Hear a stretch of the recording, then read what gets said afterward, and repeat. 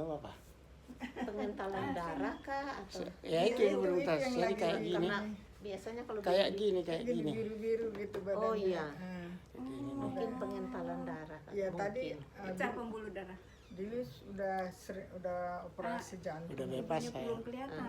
Udah nggak apa-apa, saya nggak perlu ibu. Enggak, yang ya, perlu dia kelihatan dia. Ini masih Ini bisa Ah, iya. geser-geser. Amang nggak masuk. Amang yang nggak masuk. Ya ini nanti saya perbesar. Gini, Ah. pakai itu, pakai. Saya nggak perlu pakai masuk. detik aja, pakai detik. Nanti cerita saya aja. Ada Iya, iya. ibu-ibu Bakorumpis Oh Pertamina. iya, baik. Ya. Ini saat ini pendeta dari Bakorumpis Pertamina beserta temannya mengunjungi kami di Rumah Sakit Pertamina Untuk karena berdoa kami bersama. kondisi observasi jantung untuk mendoakan. Iya.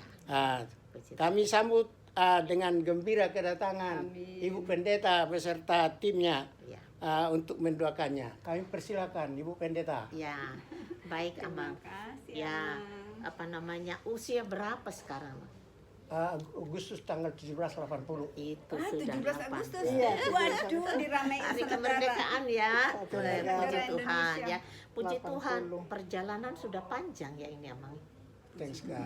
Iya, perjalanan Sehat-sehat, sudah panjang. sukacita Iya. pun sudah tayo. Ya, puji Tuhan buat penyertaan Tuhan, Amin. perlindungan Tuhan, Amin, pemeliharaan Tuhan. Ya, usia Amin. 80 itu kan sudah bonus ya, Mang ya. Amin.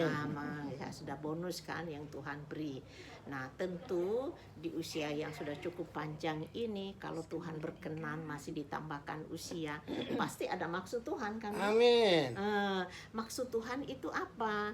Paling tidak Inang sama Amang ini jadi penasehatlah untuk anak cucu, untuk keluarga, untuk sesama saudara seiman, atau menjadi kesaksian bagi banyak orang. Amin. Mang, Amin. ya? Amin. Nah, selain kita bisa jadi penasehat, tapi juga kita menjadi konselor, artinya tempat di mana anak cucu bisa bertanya, bisa berkonsultasi, Amin. atau sesama anggota persekutuan Amin. lansia, misalnya, gitu kan? Ya, memang Iya. kebetulan saya mantan ketua lansia. Oh ya, puji Menghadapi Tuhan. itu. Ya, Tidak ada yang itu mustahil. berarti Amang sama Inang ini bisa Ini menjadi instruktor. iya, menjadi tempat untuk bertanya.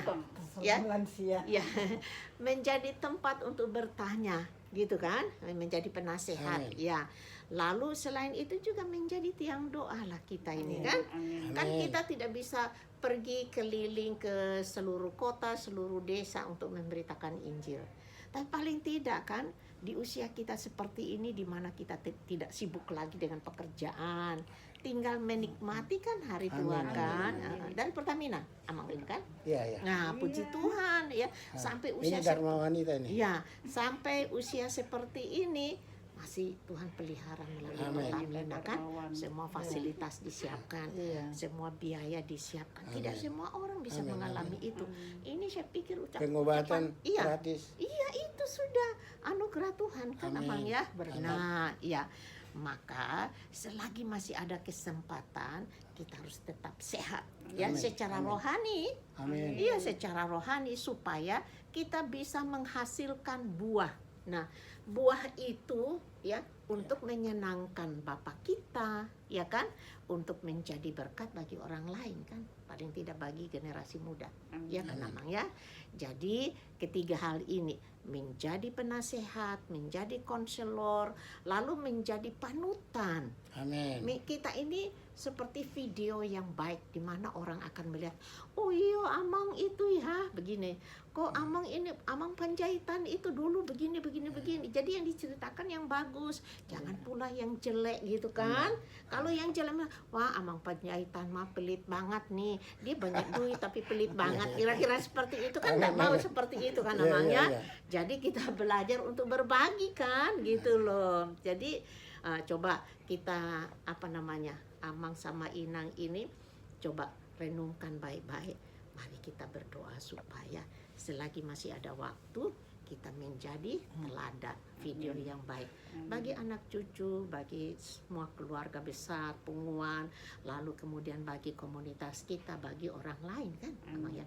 Juga menjadi tempat konsultan ya, menjadi konselor yang baik di mana banyak orang bisa bertanya entah masalah rohani, masalah jasmani atau masalah apa saja, ya Amang ya.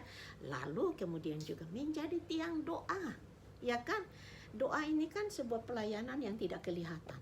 Karena kita hanya di rumah kan, di rumah, tapi kita bisa menjadi berkat. Yang penting kan Tuhan yang lihat, bukan manusianya, ya kan Amang ya. Amin, amin. Jadi mari kita bersyukur untuk apa yang Tuhan buat. Nah, satu ayat firman Tuhan dari Mazmur 103 ayat 1 sampai dengan ayat yang kedua, ketiga. Pujilah Tuhan hai jiwaku, ya. Pujilah Tuhan, ya. Jangan sampai lupakan kebaikan Tuhan. Nah, kebaikan Tuhan itu apa? Kita tidak hanya dilahirkan secara jasmani 17 Agustus 80 tahun yang lalu. Amang dilahirkan dari kandungan ibu kita itu secara fisik. Pas kemerdekaan. Tapi kita ini kan dilahirkan dalam kondisi berdosa. Iya kan? Amin. Berarti mati secara rohani, Amang.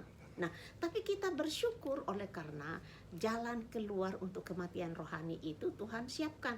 Maka di ayat selanjutnya dikatakan kebaikan Tuhan itu apa? Ia mengampuni segala dosa dan kesalahan kita.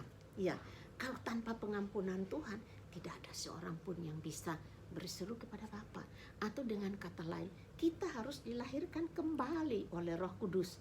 Ya, kita harus menerima Yesus sebagai Tuhan dan juru selamat kita. Amin. Sehingga secara rohani, roh kita yang tadi mati karena dosa dihidupkan oleh Roh Kudus gitu loh Amang. Karena Kristus telah menebus kita dari semua dosa dan pelanggaran kita. Dia mengaruniakan keselamatan, hidup yang kekal itu kan Amang ya. Amin. Memberikan itu kepada kita dan itu berarti ada jaminan loh Amang. Walaupun nanti satu waktu kita meninggal, kan Ibrani pasal 9 ayat 27 di sana dikatakan bahwa Tuhan sudah tetapkan satu kali kita akan mati kok, ya kan? Amin. Tapi itu mati itu berarti berakhirlah hidup kita di bumi ini, ya toh. Roh kita kembali kepada Tuhan, tapi jasad kita ini kembali kepada asalnya. Dari tanah kembali kepada tanah. Nah, tapi karena kita sudah dilahirkan baru, maka kita tidak akan mengalami kematian yang kedua, yaitu di mana Yesus datang yang kedua kali untuk menghakimi semua orang. Nah, mengapa kita tidak mengalami kematian yang kedua itu? Karena sudah ditebus oleh kematian dan kebangkitan Tuhan Yesus gitu loh.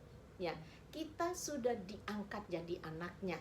Maka penderitaan yang harus dialami oleh orang yang menolak Yesus ini, ketika itu mereka akan dilemparkan ke dalam lautan api, yaitu neraka. Tapi kita yang sudah diselamatkan tidak mengalami itu lagi, ya, karena kita akan memperoleh hidup yang kekal. Dan di mana tempat kita, Mang? Surga.